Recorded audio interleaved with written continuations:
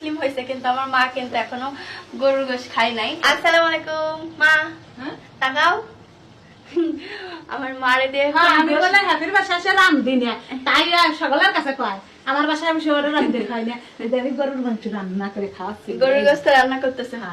কে? দাঁড়ান দাঁড়ান, কি করছো? এই যে খুনতে করতেছি মশলা কষাচ্ছে। আমার মা মুসলিম হয়েছে কিন্তু আমার মা কিন্তু এখনো গরুর গোশত খায় নাই। ইনশাল্লাহ আমি সামনের বছর আপনারা সবাই দোয়া করেন জানি কুরবানি দিতে পারি, আর আমার মারে জানি আমি এক টুকরা হইলেও কুরবানির গোশত খাওয়াইতে পারি। না মা, তুমি সামনের বার কুরবানিতে খাবা ইনশাআল্লাহ। যদি বাসায় রাখে তাহলে চেষ্টা করবো ইনশাআল্লাহ, তাই না? ইনশাআল্লাহ একটা খাবো না। না, ইনশাআল্লাহ বলতে হবে যাতে তুমি করতে পারো। আর আল্লাহ যদি তোমার হায়াত না রাখে সেটা তো আল্লাহ তোমার নেই। হ্যাঁ, আল্লাহর কথা। নাও, তুমি কি গোশতটা দিয়ে দিবা ওটার ভিতরে দাও। কি কি দেখো মশলার ভিতরে? কি কি তুমি রাঁধতেছো? মশলার ভিতরে কি কি দিছো বলো? মশলার ভিতরে সবকিছু একসাথে দিয়ে তারপরে ব্লেন্ড করছি।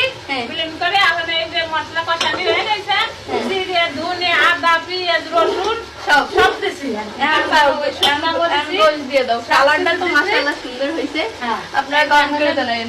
অনেক গোশ দিয়ে দিচ্ছি, তোমরা সকলে আগে গরুর গোশত ধরতো না, দেখেন এখন। আল্লাহ না না দাও।